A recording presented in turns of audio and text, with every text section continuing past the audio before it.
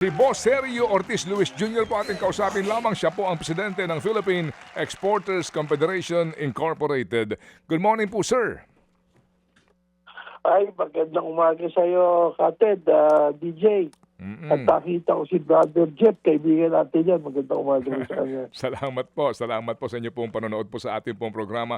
Sir, ano po ang masasabi ninyo sa desisyon ng Amerika sa pagtataas nga po ng ating pong taripa sa export? Ang binabanggit po sa mga balita ngayon ay 12.5% na. At ang dahilan daw po, dahil tayo daw po ay nag-export ng mga produktong ang gawa gumamit po ng kumbaga forced labor, mga paglabag daw ho sa batas paggawa, sir.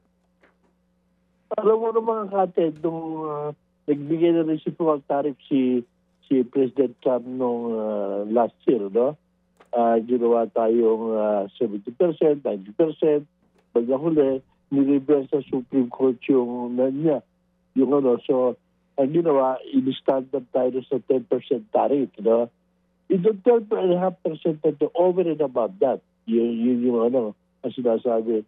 Alam mo, PPEX lang yung tariff na yan sa forced labor. Alam naman nila wala tayo forced labor, no? Ang tinatarget yan actually, yung mga countries na hindi, like China, na sinasabi nilang source ng mga materialis natin na may forced labor na ginagamit.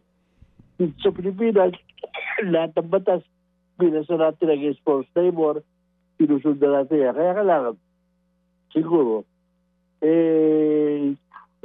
sayang na yung paalalang best ally tayo na US Ala naman nangyayari. So yan ang importante, noong last year, despite of the reciprocal tariff, 15% na export ng Pilipinas pupunta sa US. Kalahati niyan, electronics and semiconductors.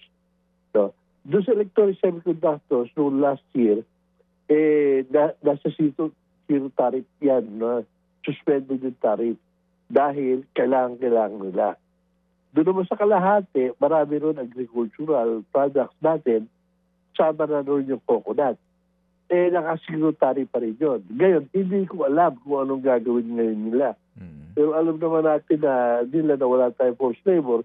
So, siguro paalala sa kanila na tayo best ally dito, kung meron man lang value kay President Trump yun, yung mga exemptions, ibigay uli sa atin dahil last year, in spite of the tariff na binigay, lumipad ang export natin.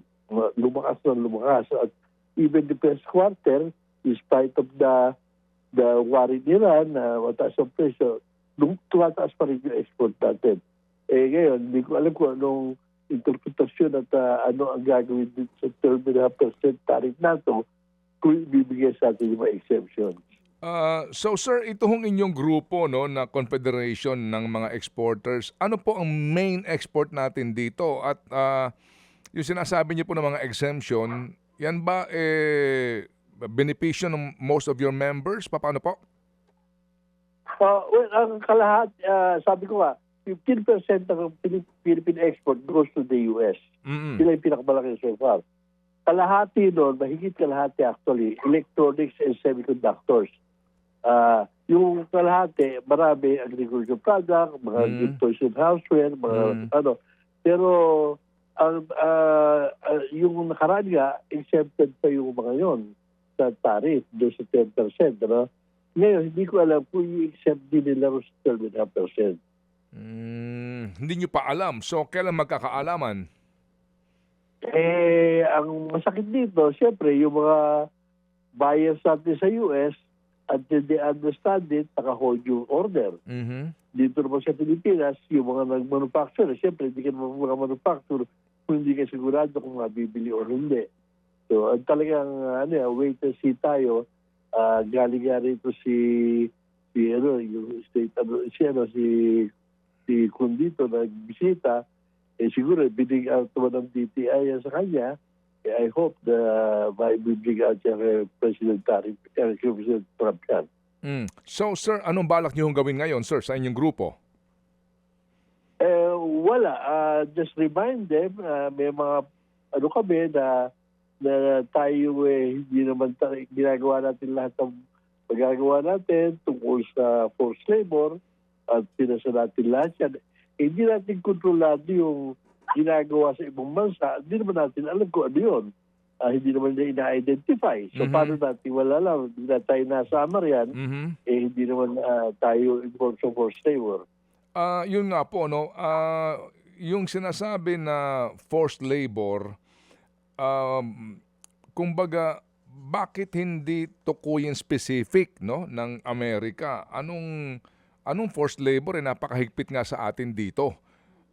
Hindi parang ano ho ito, hindi ba ang pananaw ng iba parang ginagawa tayong hostage dito at yung iba nga ngayon pa lang yung itong progresibong grupo ngayon pa lang sinasabi na nako may kaugnayan sa Paksilica. Parang ganoon naman po eh.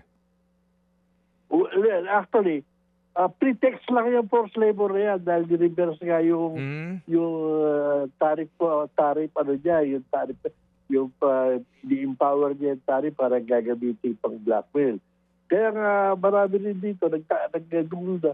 Yung Paksilica, binibigyan natin lahat sa kanila para makapag-iwan sila. Babanata naman tayo ng forced labor ngayon na hindi naman tayo guilty. Ano bang klaseng relasyon meron tayo sa Amerika? Yun nga po, no? Kapag ho ba ganyan, as in, kayo ho sa grupo ho ninyo, meron ba ho kayong mga action to formalize everything? Matanong po ang DTI dito, ang DFA, kung ano ba talaga ito nang magkaalaman po tayo para nang sa ganon, magkaroon ng certainty ang inyong sektor.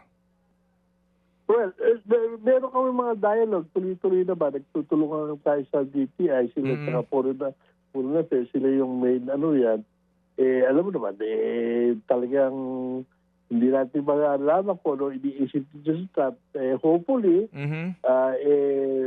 mapakiusapan at ma-exempt tayo dahil tayo nga yung best ally nila rito. Tayo tinatamaan yan. Actually, 60 countries yan eh. Yan yung 60 countries na dealing with China actually. Yan ang binanata nila.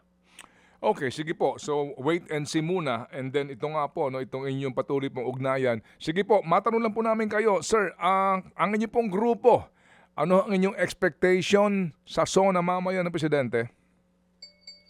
Well, number one, na yung mag-focus sana sa economic, alam mo naman, nakaraan taon, ang daming bills ng LEDAC, 52 yata yun. Wala ba ako nalalaman na pa sa isa, dalawa lang yata.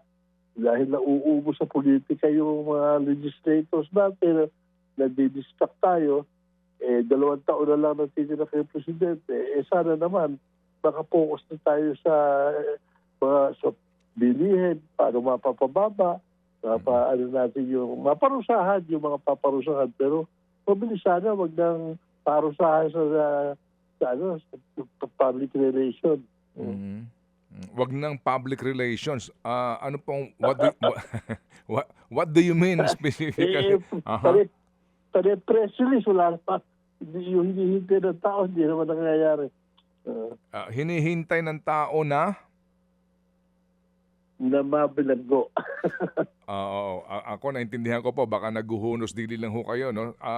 Mabilanggo, hindi ba ho, kasi meron naman na bilanggo ngayon, no? Alam niyo na kung sino, tapos may iba na nabilanggo, wala namang kaugnayan sa flood control. Opo. So kayo po, sino pong hinihintay ninyo? Kumbaga, ano ito? Kasi ang dami ho mahaba-haba yung listahan na unang binanggit nga ho ng maging na ombudsman at ng presidente.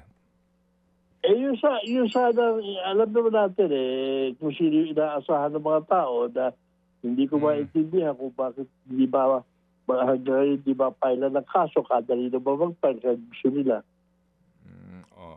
Sige po. Tapos yung impeachment po, sir, baka daw ho mag-drag all the way till November Yun ang, nung amin nakapanayam, ang spokesperson po ni VP Sara, si Attorney Michael Powa, sabi niya, baka nga po umabot ng November. Sa inyo pong hanay, ano pong ibinubunga nito? Sa inyo po, sa mga nagdinegosyo?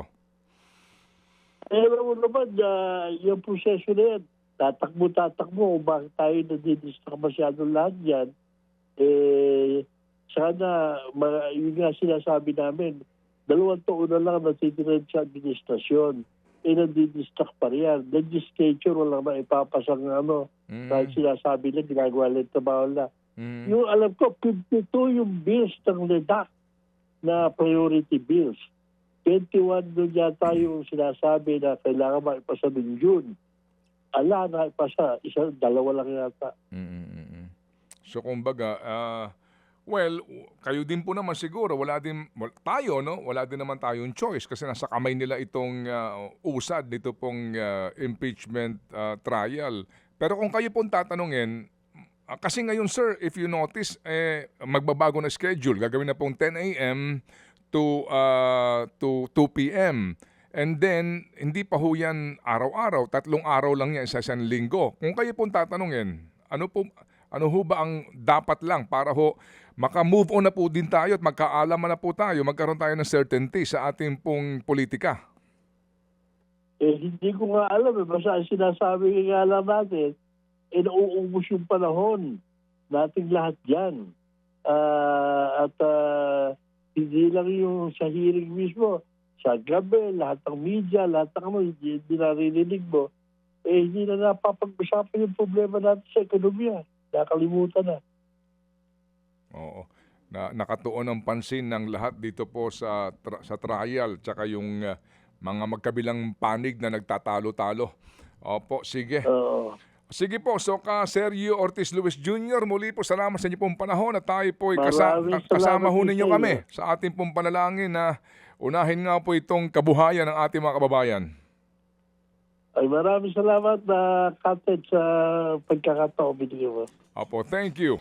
Mga kapatid, patuloy po kayong tumutok sa 105.9 True FM para sa totoong balita, impormasyon, music and entertainment. Mag-subscribe sa aming YouTube channel at podcast at sundan nyo kami sa Facebook, Instagram, X at TikTok sa True Network PH. Bisitahin din po ang aming official website, truefm.ph.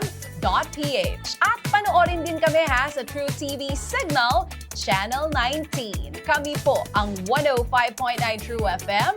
Laging true sa'yo, kapatid.